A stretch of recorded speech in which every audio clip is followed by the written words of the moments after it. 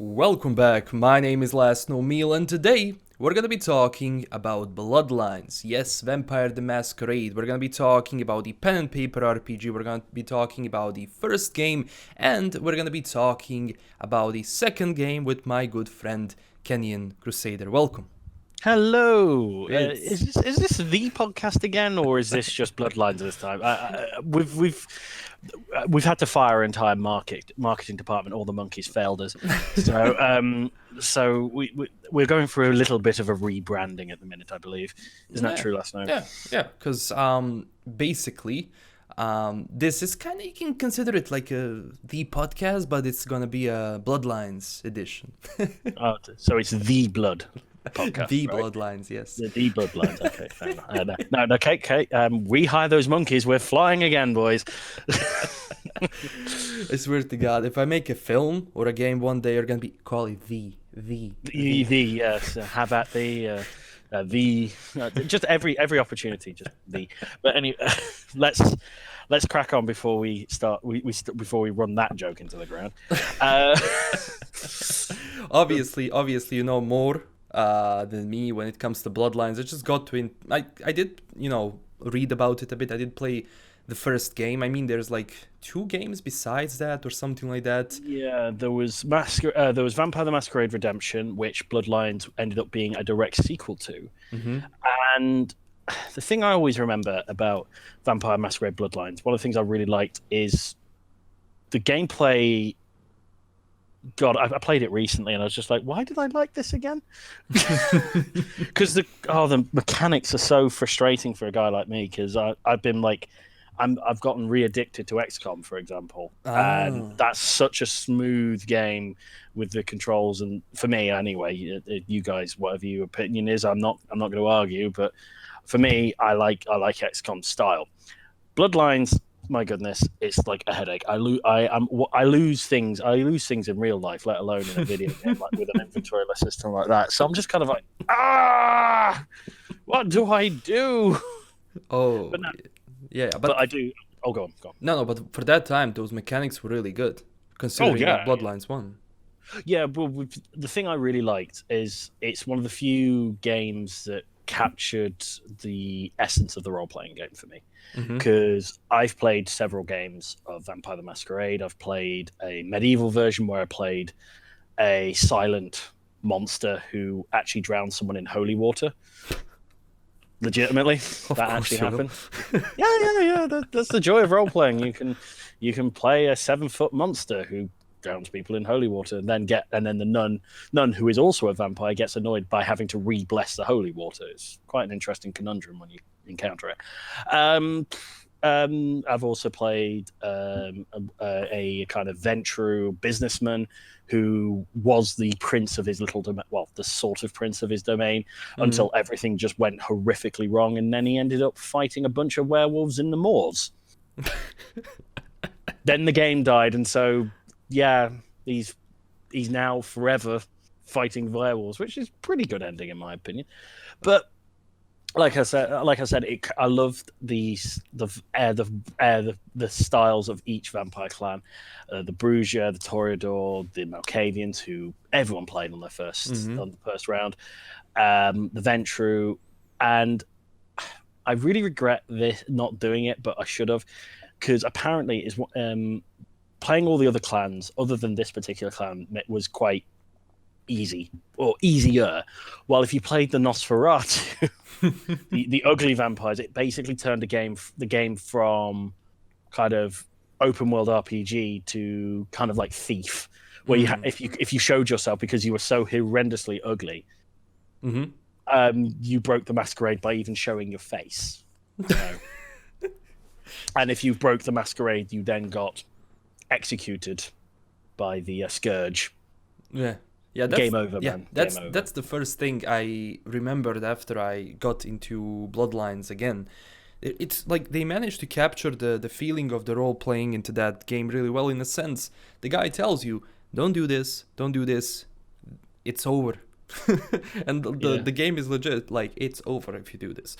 And it's like you have this sense of rules like to have that, like, you know, in a video game, like when the rules were established, when you couldn't do this, when you couldn't do that, it really changes how you play a game, how you approach every single mission. Do you remember from the Bloodlines one, that abandoned hotel mission? It's like one of the first ones. Oh, kind of, yeah. My memory Shit is myself. Oh, yeah, that's the one with all the scary shit. Yeah. Because I forgot about it. Yeah. Yeah, thanks. I've got to have a lot of therapy to get that one back. Put that particular monster back in its closet. Thanks, LastKnown. But for real, I like, it's been a while since I played a game that scary. I mean, level that scary. Because in a sense, it's just like the rattling noise of the windows, like the atmosphere for such an older game is superb. And in a sense, once you have those like kind of old graphics and models, it makes things scary, you know. Oh yeah, of course. And the thing is, I found the thing I loved about it was the ability to, you could manipulate. If so, for example, if you played as a Toreador, you could beautifully manipulate humans into becoming your into your snacky bites. And you could, and if you were just a Tremere, you could just one shot everything with your ridiculous blood magic. That's what more could you want? And it's like, the brilliant thing about Bloodlines is that it has such widespread appeal. If you're not into the games, well, if you're more like me and you're more into the role playing side, you've got so many little nods and things like that. All the, like, they talk about Gehenna, the great ending of the vampire world, and things like that. But then for people who are more video gamers than role players and don't touch that sort of stuff, there's so much. It explains the worlds, and like you said, it defined its rules so eloquently. Because even the whole reason of the title, Vampire the Masquerade, those rules you're talking about, that's the masquerade that you must keep. Because if the idea of the Camarilla, who are the main, the seven bloodlines that you can play, all are members at that point of the Camarilla. Those are the rules you have to live by, because, for example, if you risk the exposure of the vampiric world to the mortal worlds, to the Kine, the Kine will rise up and destroy us all. So yeah, we're going to cut off your head and spit down your neck, or maybe force chain you up to Big Ben and make you watch a nice sunrise. It's such a lovely blend of all this. And ironically, I was just reading, I didn't realize this. It really, during its initial release, it sold really poorly. The Bloodlines 1? Yeah, Bloodlines 1, it sold really less than 80,000 copies. I'm totally not reading that from Wikipedia, but it is true. I can't believe that, because for me it was such a great game, and ironically, it didn't sell well. And it's not until later that it got quite a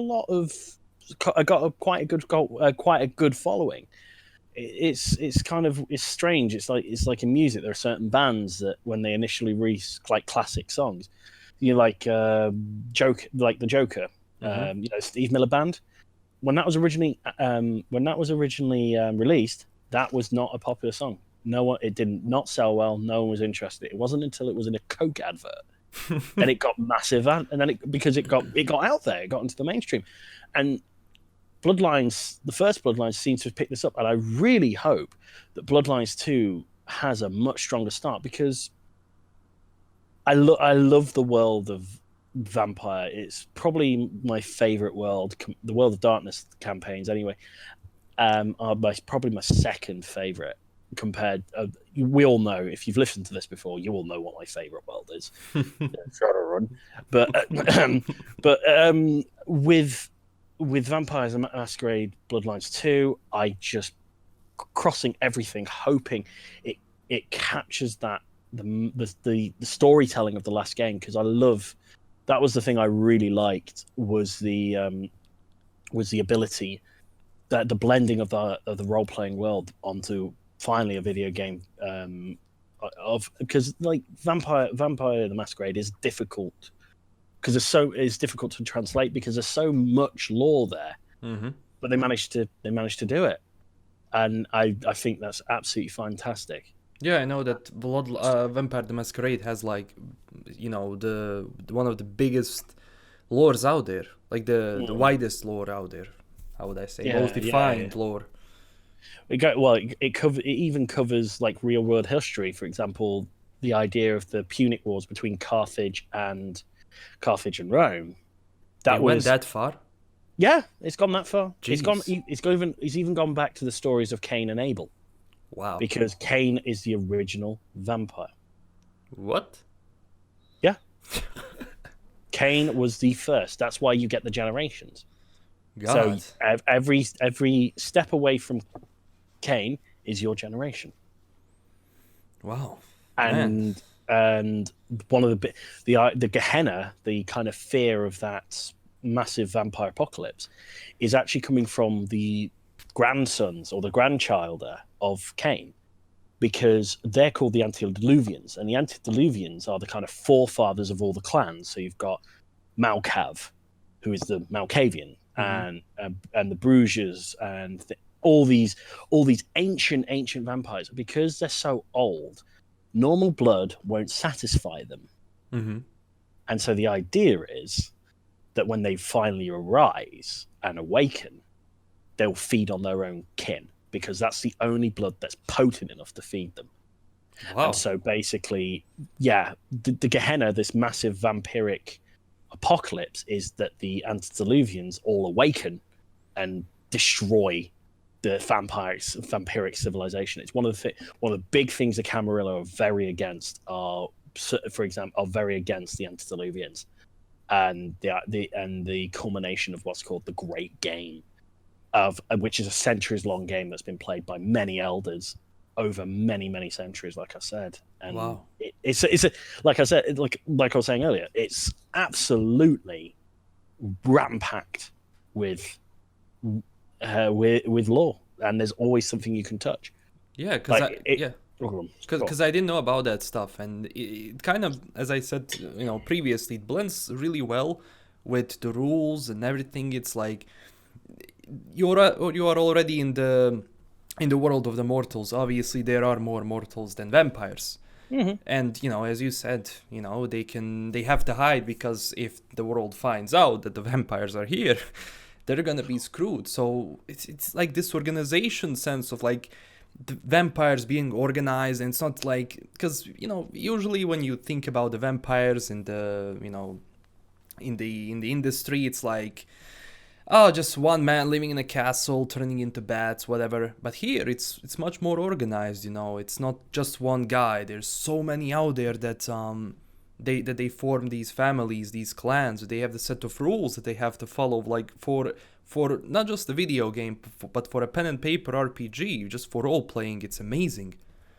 All the things that can happen. Yeah, one of the interesting things you mentioned, Dracula. Dracula's actually involved in the storylines. A Vampire the Masquerade, and he's a completely different type of vampire to any of the other 7 clans that we've mentioned. He was actually a Tzimisce, which is basically, if you imagine how they look, if any of you've watched the Gary Oldman Dracula film, how he looked later when he was in his vampiric form, imagine that. But he has an ability called flesh crafting, so he can actually use bodies and things and create ghoulish constructs, and there was even a Tzimisce who managed to construct his own cathedral of flesh. Wow. Yeah, it did kind of eat him though, so it kind of failed, but and then kind of disappeared under the earth, and no one kind of knew what happened. But it could have been worse. So he's strong in a sense, like very strong in that universe. He's very Bloodlines. strong. Yeah, very strong. He had to, in the end, he had to flee. He fled, but in the end, he just kept getting stronger and stronger until he was eventually put down. But yeah, it was wow. So he's not in the world anymore, in a sense. He disappeared. So he's MIA, not KIA. Yeah, well, that's in any RP. The one that's particularly guilty of this is the Warhammer world. Mm-hmm. No one's truly dead. They're just waiting to come back later. In a sense, yes. But even that universe is crazy. Oh, it's fantastic. is fantastic, and this is what I love. This is why I'm really crossing all my fingers and all my toes and everything to make sure. I really hope that because Paradox are one of my favorite gaming studios anyway, and I just hope to hell above everything else. I'll sacrifice all my future children. Paradox, please get it right, please, because I can't wait to. I just want to play these vampire clans again because it's so much fun. Yeah, it is. It is, especially from the first one, how they updated the mechanics and the graphics and everything. But like, I'm excited about this. But there was some gameplay that was shown. I think it was either Gamescom or E3 or something like that. And the gameplay wise, it still sticks to the element of the first ones when it comes to combat, when it comes to role playing, when it comes to story. It's all there. But it still wasn't ready. It still wasn't, polished in a way where, for example, dash ability wasn't working properly. So it wasn't really a fluid experience, in a But they sense. still got time. Yeah, They still got yeah, time, and yeah. I really hope. Like I said, I will sacrifice children. Only mine, not other people's. That'll be rude. I really hope that they get the time and they don't rush it, and because even like it does feel like a World of Darkness game, even with this little bit of a teaser we've had, because I just love the neon light, the city feel, the kind of enclosedness of it, the fog, and how there's no real light in this world, and searching for these, looking around all those drunk people and And saying, not the best blood, but it'll do. one can choose. Beggars can't be choosers. Yeah, I really hope so. But they did push the game back. Like, it was actually delayed, which is good for games today. Like, if you don't have a finished game, if you don't have a polished game, like, maybe you'll get some backlash for pushing back the game. But at the same time, majority of people will agree. Like, no one will remember a broken game, but if you delay it a bit and finish it and it's good, it's gonna be played by everyone. So. This is the thing. It's like broken games do get remembered, but not for a good reason. Look at Arkham Knight on the PC. That was definitely not that. Still leaves a sour taste in some people's mouths. And we've already gone into long lengths of how much of a Batman fan I am. But I'd always rather have a game pushed back so they can get some more time to finish it and get it right than push out something that isn't finished. Nice. Well said.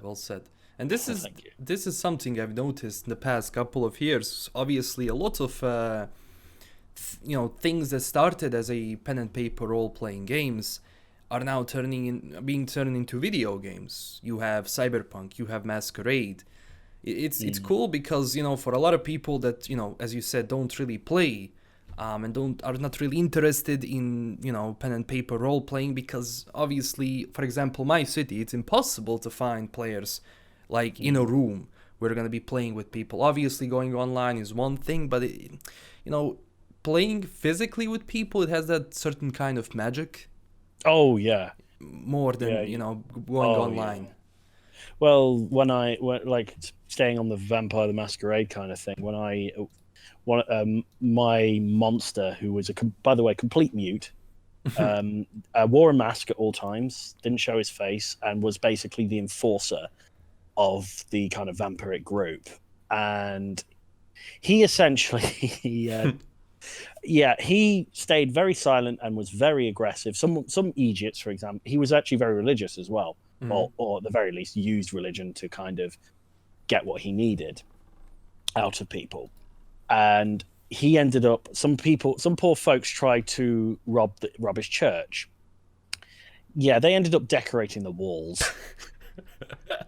There was not much left of them. Oh, and the other one, there was one I turned it. Well, the toughest guy I played, my character, broke his neck until he could see his own ass.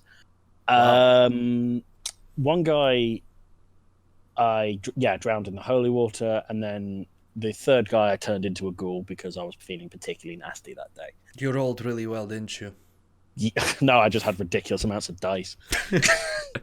It doesn't like when because in Vampire, it's similar to Shadowrun. You all cover specialized tasks. So, for example, my character was a combat monster. He was an absolute beast in combat. Mm-hmm. But in social situations, he was useless. That's why he was a mute. Mm-hmm. And some of the, like I said, some of the stories that can come out of role playing with Vampire the Masquerade is brilliant. It's like I met my my girlfriend at the time through for the last year. Actually, I met her through Vampire Masquerade role playing. That was when I was playing my Ventru. My Ventru was trying to be this wheeler dealer, talky guy, constantly on the phone, constantly trying to make moves, and always trying to play politics. And it ended up in a situation where he was trying to hold on to his power, and it was just getting worse and worse and worse. He got the blame for it. He fell out. He got thrown out by the powers that be, and ended up being a serving lackey. Pretty much, he and to my eventual relationship, bless her. Wow. There's a reason we nicknamed her Evil. But yeah, that's the sort of things that I loved about the vampire world. It's like you've in every single like for example in Dungeons and Dragons, you've got a very group feel. It's very unusual for the group to deviate from each other. Mm-hmm. In Vampire, or World of Darkness campaign, everyone's politicking, everyone's playing for their own angle. So even my character, who was a monster in combat, he was politicking. He was just doing it in a very straightforward way. Cut you in half. Yeah, but he'll cut you in half. Well, I basically described him. He is a weapon. You point him at your enemies, and if he perceives them as an enemy, he will definitely go out and destroy them for you. Jeez, man. But he was incredibly easy to manipulate. That was his big weakness. He was very easy to manipulate because I treated him like the Mountain. You just pointed him at the enemy and he'd kill it. Yeah, it's a good way to actually it is a good way. Yeah. So, but like I said, it's the podcast, not the me podcast. See what I did there? I know. You know so much more about the lore than me. I was trying to get all the info because just drain me dry, so to speak. Oh, another one. Oh, I'm on fire. No, actually, don't burn me. Vampires don't burn well. But can you tell me this, because this is mostly what I've been interested about. So, of course, how clans kind of treat each other in a way? Like, obviously, some hate the other. I think Nosferatus are the most hated ones, right? They are. In a sense. In a way, they're treated the way they're treated is that they're a necessity. The Nosferatu, the best way, even though they are horrendously ugly and the easiest to kind of spot, they are very, very good survivors. They call themselves cockroaches with pride, because no matter how hard you try and stamp them out, they'll always find a way to survive. And they are very good spies. And they're very, very good. They're very good spies, and they're very good at being able to politic in a way which ensures their own survival. For example, the way the Lord's gone now, basically, Gehenna didn't actually occur. None of the antediluvians rose and consumed their children, the other vampires. What actually happened was what's called the Second Inquisition. So the First Inquisition, you imagine classic witch hunters, flintlock pistols, burning people at the stake, all the fun stuff. The Second Inquisition is basically, imagine the FBI hunting vampires. Oh God! So basically, information gathering, stakeouts, killing vampire, using like the war, and they've basically used the war on terror as a way of hunting vampires. So basically, they'll say, okay, yeah, there was a shootout at this particular place. None of the bodies were recovered. There was just terror suspects, when in reality, what it actually is, it was a vampire haven that they raided and killed and destroyed everyone within. Jeez, man. Yeah, so you've got this very interesting, and the Nosferatu had this website, and it was a big forum where all vampires gathered. The Nosferatu got word that that site was about to be compromised, and so what they did was not warn any of the other vampires. They basically warned each other that this site's going to be compromised. Delete everything related to the Nosferatu. They did. So they could save their asses. They saved their own asses, backed out, and then let everyone else take the fire. And then when everyone's feeling the pressure, they go to the Nosferatu for help. That's kind of the politics of... Oh, smart. Yeah, they're very, very cunning, are the Nosferatu. Oh, so in a sense, they serve as kind of a logistics team? Yeah, they live in the sewer. Wherever their havens and sewers, they always have access to kind of Every information, every part of the city, information, smuggling, you name it, they're on top of it.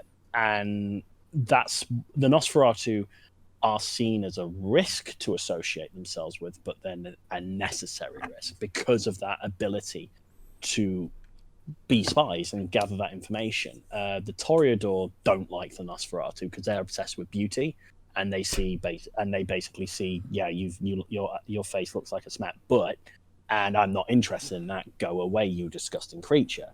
While there's a lot of the Camarilla are the main clan,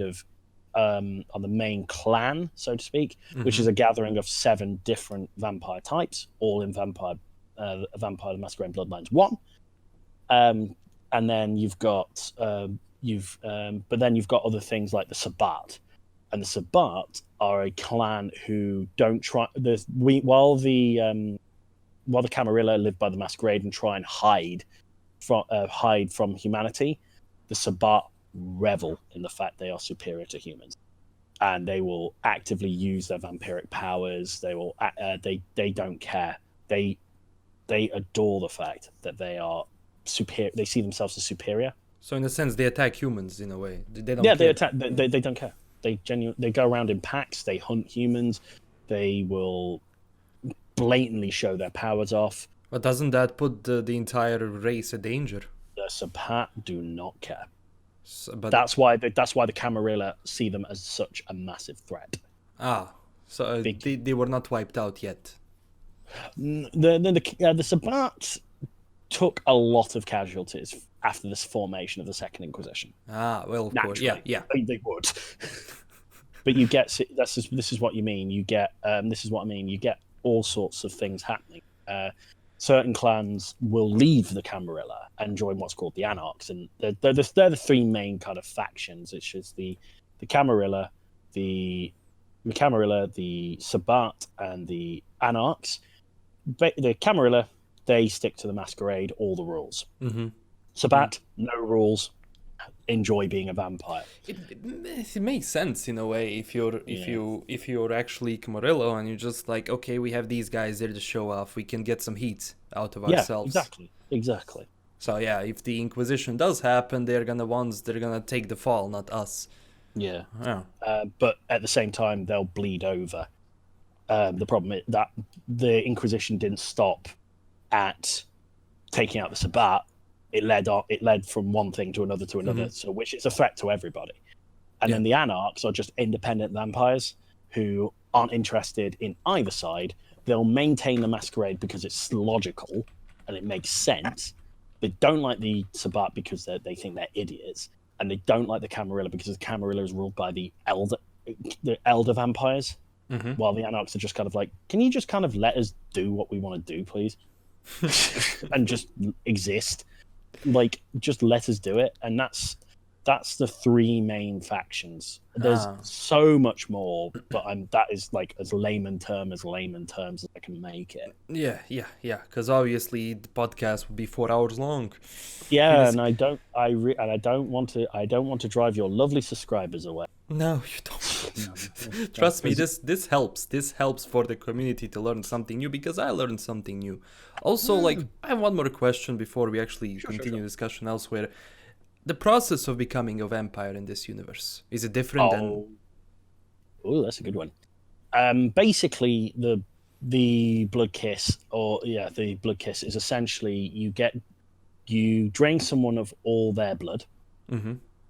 and then you feed them or place into their bloodstream a drop of your cursed blood. Oh. And it's pretty standard, but Can it be rejected and the person dies? yeah, it has happened. It can happen. A really interesting thing that happens though is if you don't drain their blood but give yours to them, you turn them into a ghoul, which is kind of like a human follower, like a thrall, but it's particularly fascinating because you can get ghouls are like human enforcers. They are stronger. They can develop powers very similar to the they can develop powers similar to a not as much, and as long as ghouls have some cursed vein of blood in their veins, they can act like they can operate during the day. They can do all sorts. They can rate, and it depends. And the vampires can hide in such plain sight so effectively. One of my favorite examples of this was a lawyer who was a Malkavian, and his particular derangement was not. It wasn't even a bad one. It was just obsessive compulsive disorder. So he had to have everything ordered at all times. Those were all his, and he had to be hyper clean and things like that. And all of his ghouls were either the security guards that worked in the bottom floor. So that was his like enforcers, or his ghouls were all of his kind of PAs and admin assistants. Oh God! So literally, that's one of the magic of like Vampire the Masquerade and the World of Darkness is how seamlessly all it is our world. But what happens if vampires are real? What happens if they are in our world, and how can they interact with our world? They would. There's quite a lot of things they'd be able to do. Yeah, in a sense, it makes you think, like, obviously, yeah, vampires are fiction, but, you know, imagine having that something in the world, like, generally, just having this threat, and they're hiding in plain sight. Like, just look at what people you see during the day, during the night. Just think about it. What you see people during the night. But also go back to the first game. I still remember when I got into it, and obviously they gave me powers. And I'm like, I'm not gonna use these powers. So I take the gun. I was like, okay, I finally found a gun in the game. So I'm like, I'm gonna go shoot everyone easily. I hit the guy in the head. He's like, turns around. I'm like, fuck. Because I was like, oh yeah, they're also vampires. I get it. Yeah, they're not as they're not as squishy as you think. Man, it's amazing how much damage other vampire. The one thing I've always learned about. Hang on, what the? Sorry. No worries. Just a second. Just bear with me.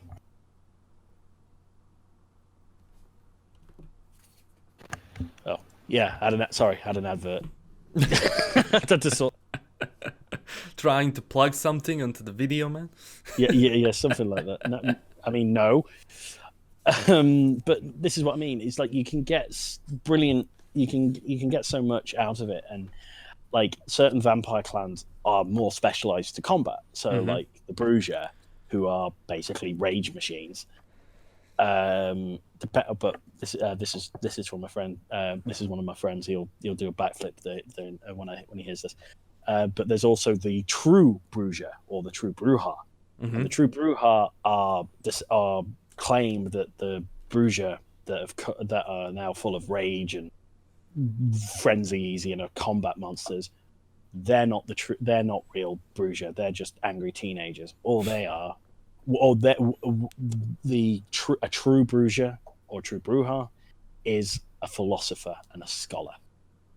Oh. And you've got, like I said, even within clans themselves, you have massive and so much like politicking. Like there's one of my favorite members of the Bruja clan is a guy called Theon Bell, sorry, and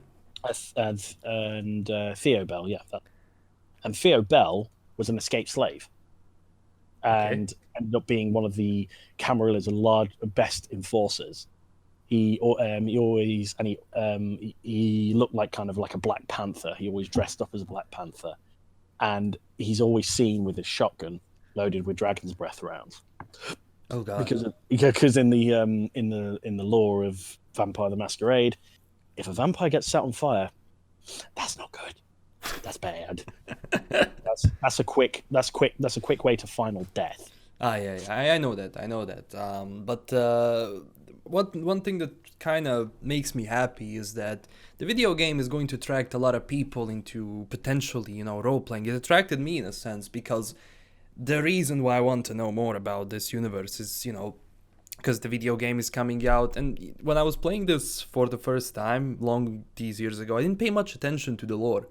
When you're a kid and you just play a game, you don't care. Like, you want to go through the level, you don't care what's going on behind the curtains. Like, I didn't know how big this lore was. And just to have a video game coming out with updated mechanics is going to attract potentially a lot of people into this and expand the franchise in general. Now, regarding the pen and paper, I don't know how much you read about the story in the Bloodlines 2. But how, like, is it different than the lore and like the current things that are happening in the pen and paper, or is it kind of up to date? It's pretty solid, to be honest. Ooh. Basically, one of the biggest threats to vampires are what's called thin bloods, and you remember how I mentioned Cain earlier in the kind of generation thing. Mm-hmm. Basically, the blood of vampirism is getting so weak because of so many people being turned en masse. Mm-hmm. So you've got the you've got Cain, then you've got the second generation, all the way very dead. No chance of them coming back. Third gens, who are the antediluvians, then you've fourth, fifth, sixth, and so on. At the point where the game is now, you've got generations of 13th and 14th generation. Mm-hmm.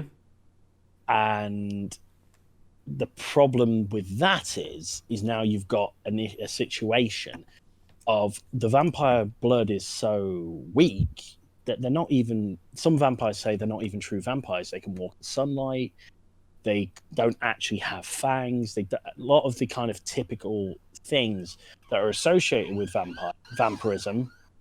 Thin bloods don't have at all. And one of the very interesting things is the appearance of thin bloods have been seen as the kind of herald of the end times, because the blood of Cain has gotten so weak that it's time for the antediluvians to awake, really re-strengthen and wipe the slate clean again, sort of thing.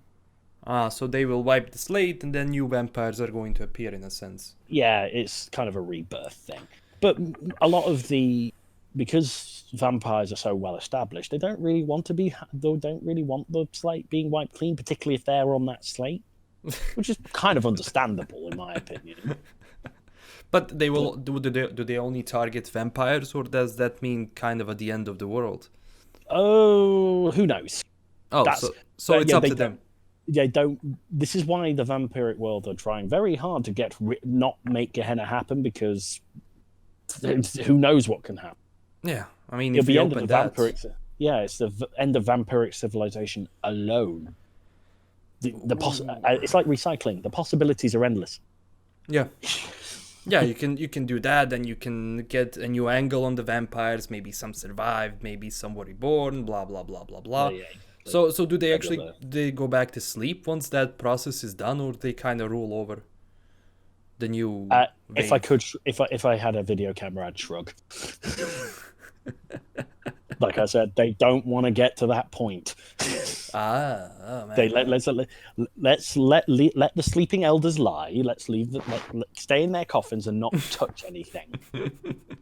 But didn't they try to do they try to destroy them if they're so afraid, or they don't know where they are?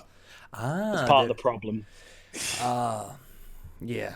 You won't know where they've disappeared centuries ago. Oh. And the Malkavians, they're a very interesting clan. They're all mad. Most of them are mad.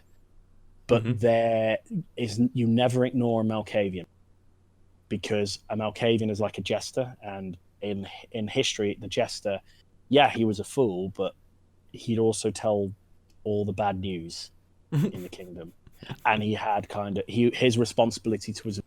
Yes, there's massive rebellion growing, and yes, they're screaming for your head. Oh, by the way, the army's not going to fight them, and yes, the rule's over. So good luck. Jeez, man. Wow. Yeah, that's what the Malkavians. That's their main role. Yeah, There are rumors that Malkavians have found antediluvians and things like that. Do you think it's going to make an appearance in Bloodlines too? Because there was this one shot in the trailer. Did you watch the cinematic one? A long time ago. I've slept since. There was at the end, I don't know if this was just to, I don't know, be cool or anything, but there was this, Ferryville and everything. It was just a part of the city, and there was this huge tide. It looked like an ocean of blood. So that's a reference to Gehenna. Oh God. The time of blood. Yeah. So in a sense, we actually might see that in Bloodlines too. Just try and stop the awakening, or. Exactly. Yeah, exactly. there's so many ways the game could go. Obviously, like the pen and paper is going to follow. Is it still very active, like the community wise? Oh yeah, of course. It is still very active, and that's what I really like. No, nice. And I'm excited for everyone who watched this video that wants to know more and actually learned more from this video. Also, for the end, I do want to touch on the cosplay, because for everyone who watched the podcast, you actually started cosplaying, and what's the update about it? With the cosplay, we've unfortunately, because the person helping me make the cosplay, Love You Kitten, she's currently got so much on at the minute. We've had to put the project on hold for now, but in the meantime, I've been working on other projects. Nice. And I've actually finished for my birthday. I got given a lovely Star Wars cosplay. So like I said, I've officially joined the Empire as a Thai reserve pilot. It only set me back £150. Yay! The things I do for the Empire. For the Empire, yes. I've still got that cosplay. I haven't brought it out in public yet, but I plan to. My Black Mask cosplay is getting a bit of an upgrade at the moment. I've added a waistcoat to it, and I'm also looking into if any of you new fans have a 3D printer and are willing to print all the pieces for a Black Mask for me, I will literally have your grandchildren. Because I am in desperate need of upgrading the mask, but we'll see where it goes at the minute. It's not so desperate, but I have literally just pleaded on the internet, so pretty desperate.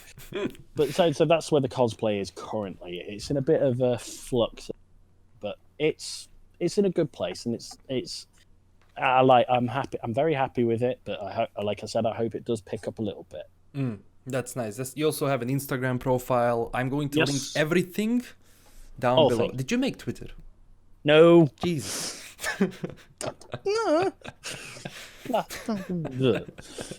By the blood of thin bloods, make it.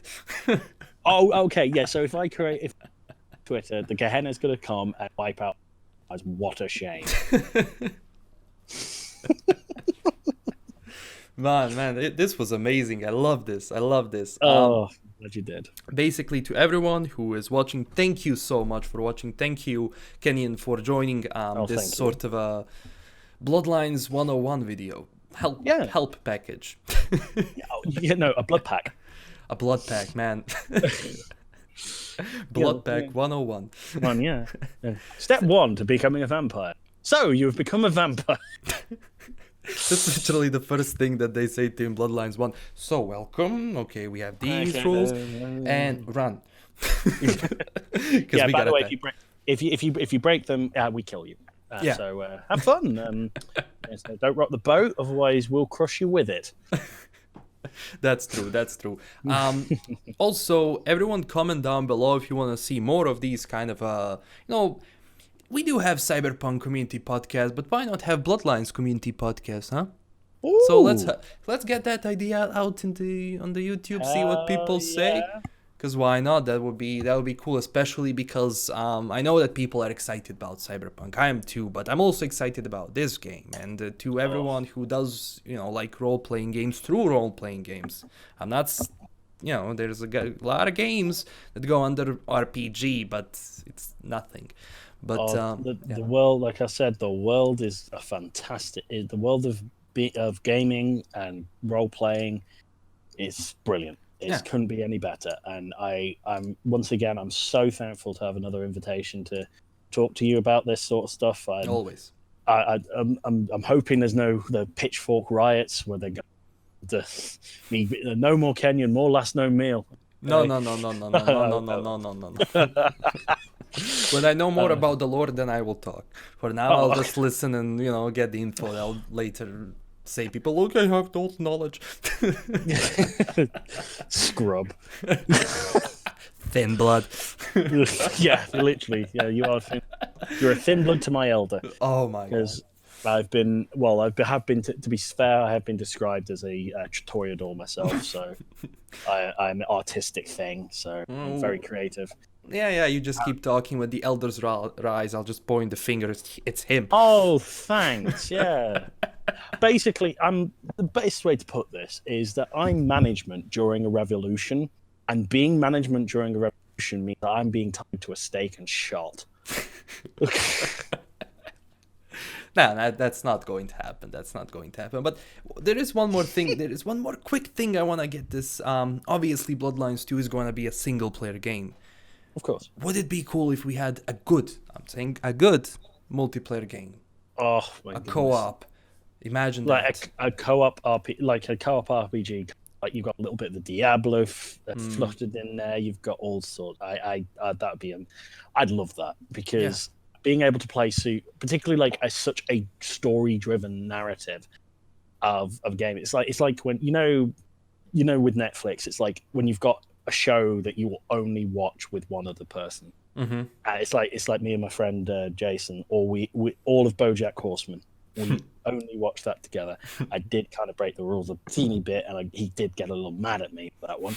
Sorry, but then it's the same thing with Breaking Bad. I'll only watch that with my mate Callum, and it is. I can imagine if the same sort of thing would happen if you just had a second vampire.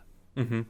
So I just think it would be absolutely fantastic. Yeah, the possibilities of just, I'll do this, you do that, we finish the mission together in this way. We can either go full guns, full fangs blazing. No blazing. No blazing fangs, because that means you're on... That's bad. Avoid fire at all costs. Avoid fire at all costs. And then there is me in Bloodlines 1. Oh, look at this, someone lit a fire. Let's see if I can take damage.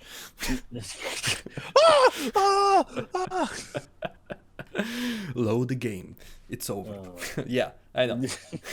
But for the end, thank you everyone for watching. Thank you, Kenyan, for stopping by. And we have all the links down below. If you want to see more of this, please tell me down below. And that's pretty much it. Thank you so much for watching, and stay classy, everyone, and bye-bye.